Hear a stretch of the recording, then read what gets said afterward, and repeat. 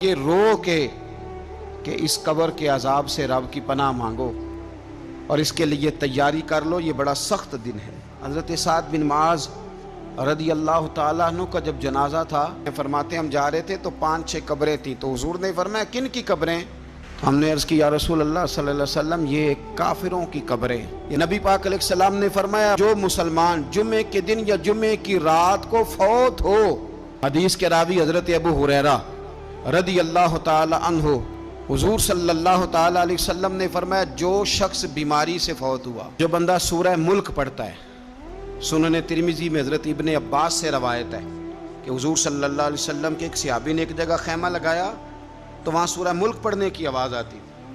سورہ ملک اتنی شاندار صورت ہے کہ نبی پاک صلی اللہ علیہ وسلم نے فرمایا یہ قیامت کے دن اللہ کی بارگاہ میں ناز سے جھگڑا کرے گی اور کہے گی اے اللہ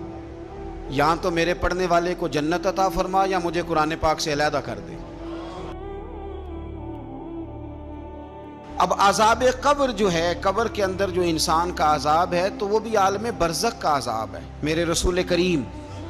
صلی اللہ تعالی علیہ وسلم نے کچھ چیزوں سے پناہ مانگی ہے، خود حضور نے، رسول کریم علیہ السلام نے پناہ مانگی۔ حضور فرمانے لگے اے اللہ مجھے کنجوسی سے، بخیلی سے پناہ عطا فرما، اور حضور نے باقاعدہ پناہ مانگی ہے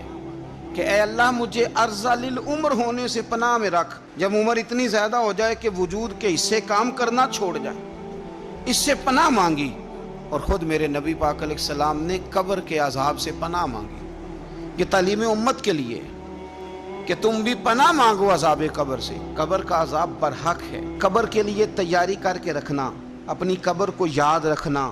مر جانے کو یاد رکھنا۔ حضرت سعد بن معاذ رضی اللہ تعالیٰ عنہ کا جب جنازہ تھا تو صحابہ کرام فرماتے ہیں کہ حضور نے نماز جنازہ کی امامت فرمائی تو قبر کے تیار ہونے میں کچھ دیر تھی، تو رسول کریم صلی اللہ علیہ وسلم زمین پر بیٹھ گئے اور ایک لکڑی سے حضور زمین کریدنے لگے۔ ہم وہ انتظار تھے کہ اللہ کے رسول صلی اللہ علیہ وسلم سر مبارک اٹھائیں، ہمیں کو نصیحت کریں۔ فرماتے حضور نے سر اقدس اٹھایا تو حضور کی آنکھوں میں آنسو تھے، اور رو کے حضور فرمانے لگے رو کے کہ اس قبر کے عذاب سے رب کی پناہ مانگو اور اس کے لیے تیاری کر لو، یہ بڑا سخت دن ہے۔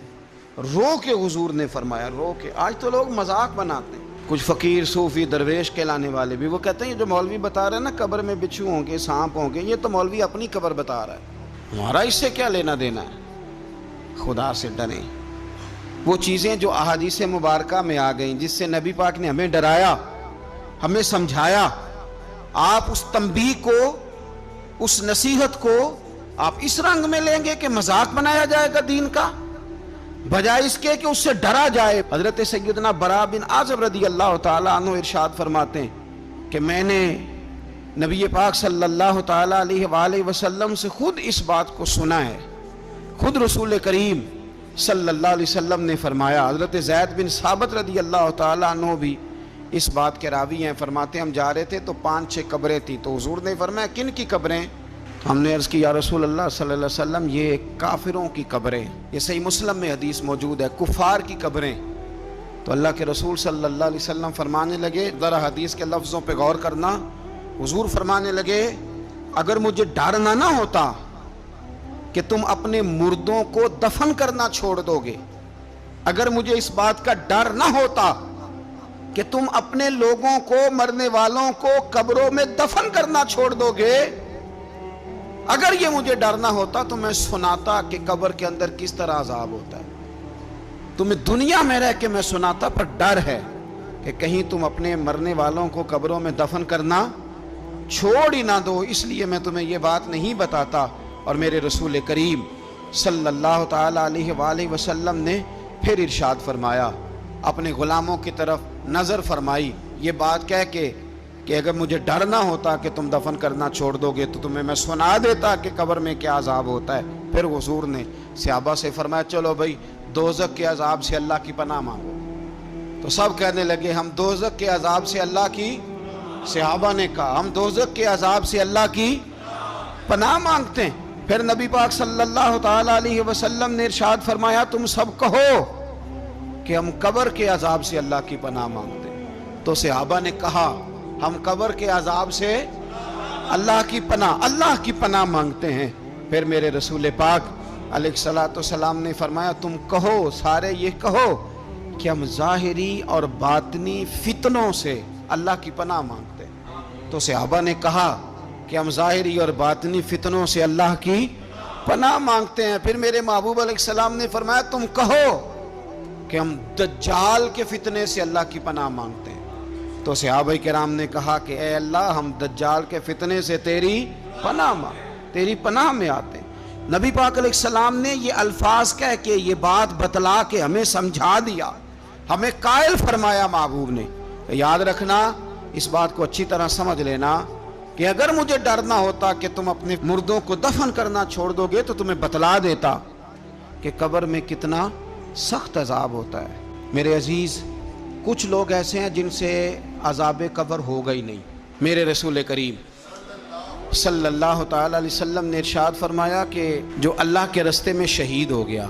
یہ سنن نسائی میں موجود ہے، اسے عذاب قبر نہیں ہوگا، بلکہ ایک حدیث میں تو فرمایا حساب کتاب ہی نہیں ہوگا، اللہ بغیر سوال جواب کے جنت عطا فرما دے۔ کچھ لوگوں کو لوگوں کی بخشش پہ بھی مسئلہ ہی بنتا ہے کہ کوئی بخشا نہ جائے۔ اور ایک صاحب کہہ رہے تھے جی یہ کیا معاملہ ہے کہ جمعے کو بندہ مر گیا یا فلانا ہو گیا تو اس سے حساب کتاب نہیں ہوگا، اتنے بڑے جرم لوگوں نے کی، اتنے پاپ، اور جمعے کو مر گیا تو بخشا جائے گا۔ تو میں نے کہا جرموں کا بھی اسے حساب اللہ لے لے گا، لیکن میاں حساب کتاب کی ڈیوٹی نہ اللہ کی ہے تو بہتر یہ ہے کہ اسی کے ہاتھ میں رہے، تو نہ اپنے ہاتھ میں لینے کی کوشش کر۔ سنن ترمذی کی حدیث۔ ہمیں پتہ نہیں کیا مصیبت ہے، ہمیں پتہ نہیں کیا مسئلہ ہے۔ ایک جنازے سے میں نکلا، آپ یقین کریں کبھی کبھی کلیجہ پھٹ جاتا ہے۔ میں ایک جنازے سے نکلا تو میرے ساتھ ایک بندہ جنازہ پڑھ کے نکلا تو کہنے لگا جی پیر صاحب دیکھیں آج کتنی دنیا آئی ہے، حالانکہ یہ بندہ اس طرح کا تھا، اس طرح کا تھا، اس طرح کا تھا۔ میں نے اسے کہا یار تجھے تو فکر ہی لگ گئی ہے کہیں جنت میں چلا ہی نہ جائے، تو اس طرح کرنا جنت کے دروازے کے سامنے کھڑے ہو جانا ڈنڈا لے کے کہ میں نے نہیں جانے دینا۔ شرم آنی چاہیے ہمیں۔ اللہ فرماتے ہیں جنت اتنی چوڑی ہے جتنے زمین و آسمان، اس کی چوڑائی زمین اور آسمان کے برابر ہے، تو ہم تو اپنے علاوہ کسی کو جانے نہیں دینا چاہتے جنت میں۔ اور بس کریں، جنت خدا کا فضل ہے، اور اللہ فرماتے ہیں میرا فضل میں جسے چاہتا ہوں عطا کرتا ہوں۔ یہ سنن ترمذی کی حدیث، اور اس کے راوی حضرت عبداللہ ابن عمر رضی اللہ تعالیٰ عنہ، نبی پاک علیہ السلام نے فرمایا جو مسلمان جمعے کے دن یا جمعے کی رات کو فوت ہو اس کو اللہ تعالیٰ قبر کی آزمائش سے محفوظ رکھتا ہے۔ جو جمعے کی رات فوت ہو جائے یا جمعے والے، یعنی جمعے رات اور جمعے کی درمیانی رات چلا جائے یا جمعے والے، تو اللہ اسے عذاب قبر سے، تو میرے عزیز جو بندہ شہید ہو اس سے عذاب قبر نہیں ہوتا، جو آدمی جمعے کے دن یا جمعے کی رات چلا جائے اسے بھی عذاب قبر نہیں ہوتا۔ اور میرے رسول کریم صلی اللہ تعالیٰ علیہ وسلم نے فرمایا جو بندہ ایک دن اور ایک رات، یہ حدیث صحیح مسلم میں، سنن ترمذی میں، مصنف عبدالرزاق میں موجود ہے، ایک دن اور ایک رات اللہ کی رضا کے لیے اسلامی سرحد پہ پہرا دے۔ میں اور آپ سوئے ہوئے ہیں،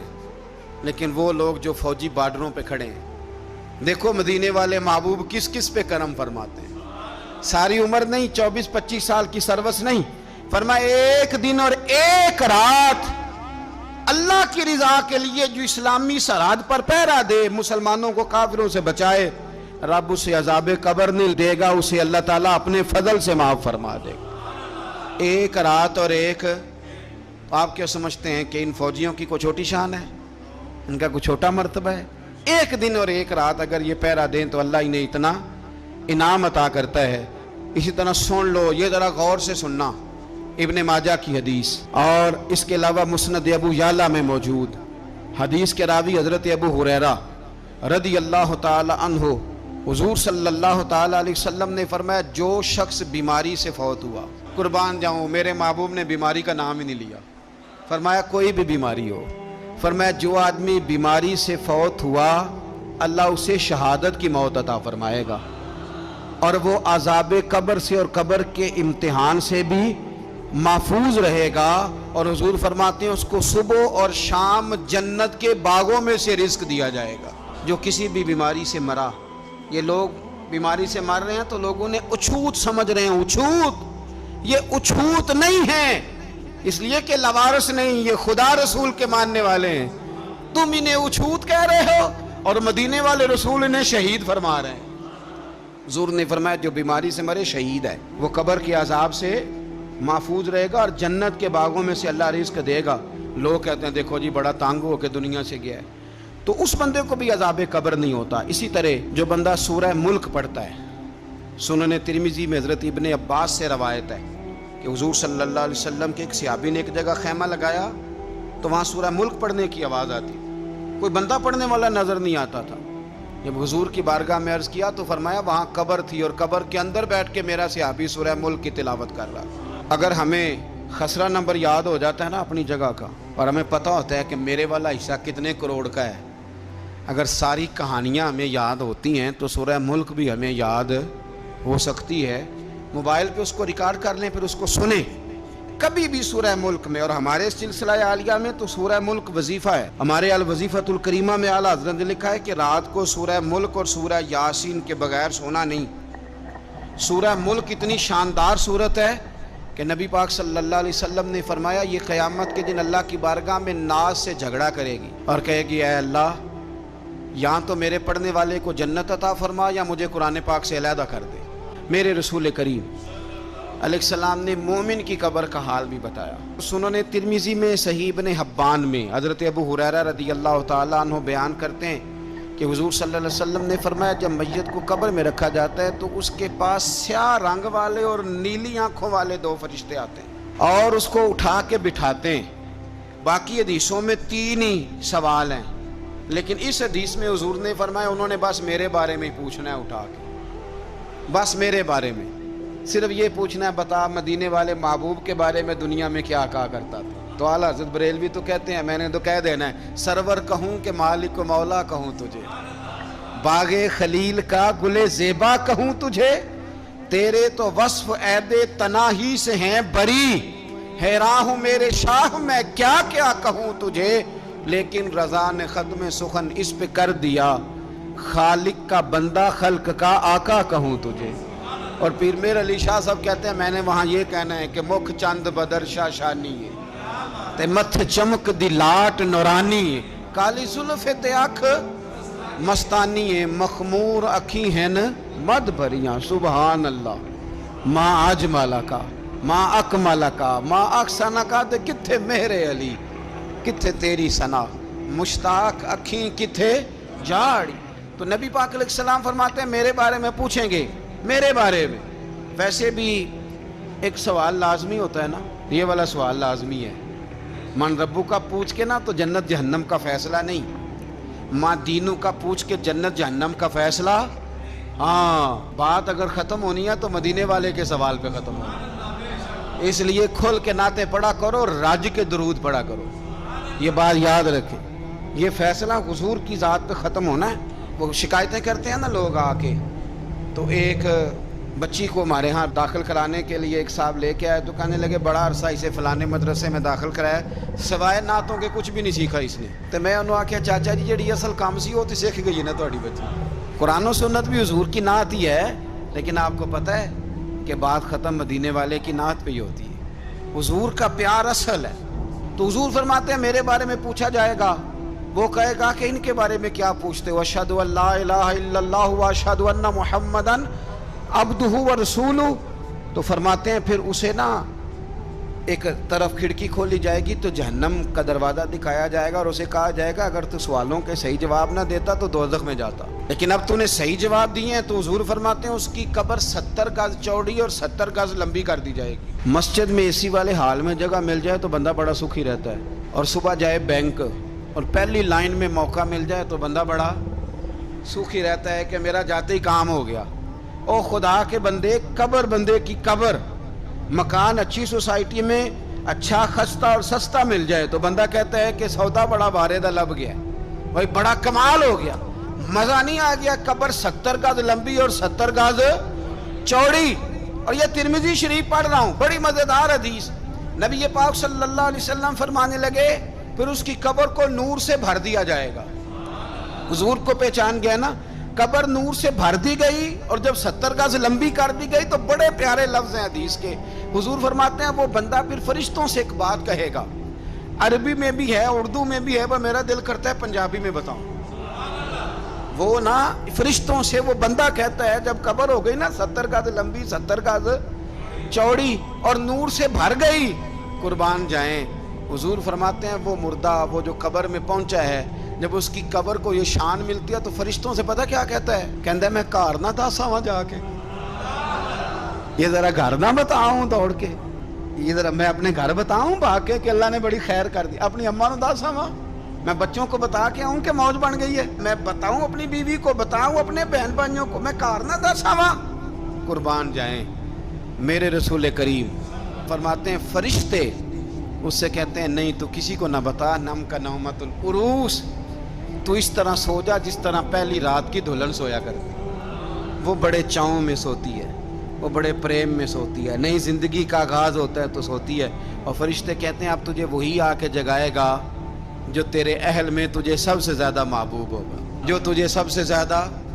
محبوب ہوگا۔ میرا تو ایمان ہے کہ ہمیں تو قبر سے آ کے جگائیں گے بھی مدینے والے رسول، کہیں گے آؤ غلاموں چلیں، آؤ غلاموں۔ اور وہ کشمیر کے رومی وقت نے میاں صاحب نے کہا تھا بعد مرن دے قبر میری تے میرے اپیرا جے کر پامے پھیرا۔